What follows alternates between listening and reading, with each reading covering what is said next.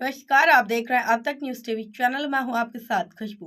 साहित्यिक एवं सांस्कृतिक संस्था माधुर्य द्वारा रविवार को गुरुद्वारा गुरु का ताल के पास आयोजित कार्यक्रम में युवा लेखिका समायरा विजय गुप्ता के अंग्रेजी उपन्यास ब्लेंडर इन स्टोरम का लोकार्पण किया गया। समायरा दिल्ली पब्लिक स्कूल की कक्षा ने छात्रा और चिकित्सक दंपति डॉक्टर विजय गुप्ता और डॉक्टर पायल सक्सेना की सुपुत्री हैं। डॉक्टर की अध्यक्षता RBS कॉलेज के प्राचार्य डॉक्टर विजय श्रीवास्तव ने की। उन्होंने कहा कि AI और डिजिटल दौर में इतनी कम उम्र में मौलिक साहित्य लेखन युवाओं में रचनात्मक क्रांति का संकेत है।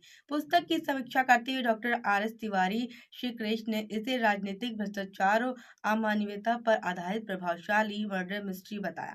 मुख्य अतिथि डॉक्टर एरमेन परल अली ने उपन्यास की सरल भाषा और रोचक कथा सराहना करते हुए इसे एक सशक्त क्राइम थ्रिलर बताया। विशिष्ट अतिथि निर्मला दीक्षित ने मोबाइल की दुनिया से निकलकर साहित्यिक सर्जन को सराहनीय प्रयास कहा।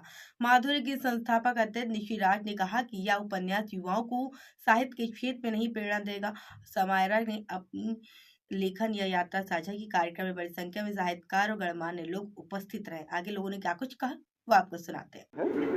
और निश्चित ही जो समायरा विजय गुप्ता है, ये बिटिया ने बहुत ही सुंदर, बहुत बड़ा कार्य किया है, बहुत बड़ा कार्य किया है।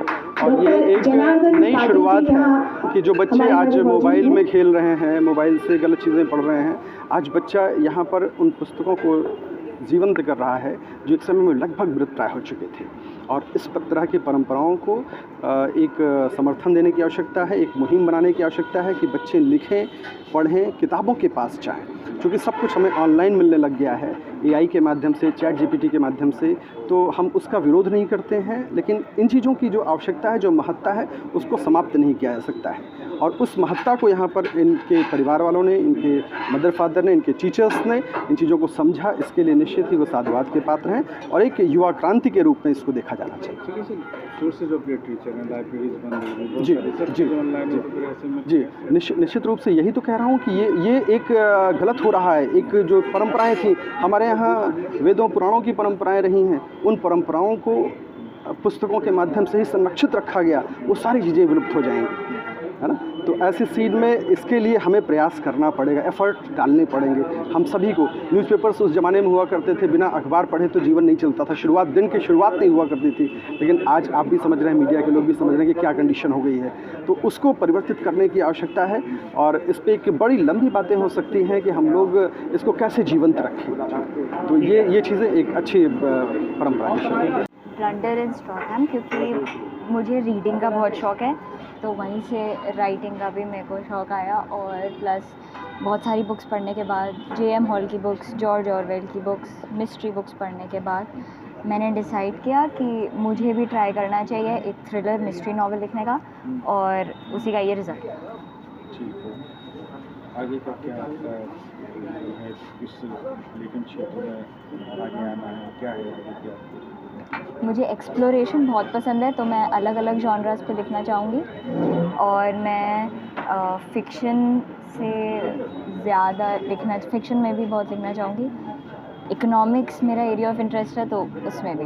फैमिली एटमॉस्फेयर कैसे इंस्पिरेशन मिलती है, क्या परिवार की तरफ से कितना प्रोत्साहन मिलता है? मेरे मम्मी पापा तो डॉक्टर हैं, वो तो नहीं लिखते, लेकिन वो कभी भी मेरे को प्रेशराइज़ नहीं करते, तो इसलिए मेरे पास स्पेस है। और वो कहते हैं कि जो भी पैशन है वो कर। आज का कार्यक्रम माधुर्य सांस्कृतिक एवं साहित्यिक संस्था की ओर से एक पुस्तक का विमोचन है, जो मेरी स्टूडेंट भी है, समायरा विजय गुप्ता। इसकी पूर्व में भी इसकी एक पोइट्री बुक का विमोचन हमारी संस्था के द्वारा किया गया। आज ये स्टोरी बुक का विमोचन किया जा रहा है। और माधुर्य साहित्यिक और सांस्कृतिक संस्था निरंतर नवोदित कलाकारों, लेखकों और कवियों को मंच देने का प्रयास कर रही है। और हर मंथ कोई ना कोई ऐसा प्रोग्राम होता है जिसमें कि हम किसी नए कलाकार को प्राथमिकता देते हैं और उसका इंट्रो जनता के सामने लेकर आते हैं। और इसी तरह का हमारा प्रयास आगे भी जारी रहेगा।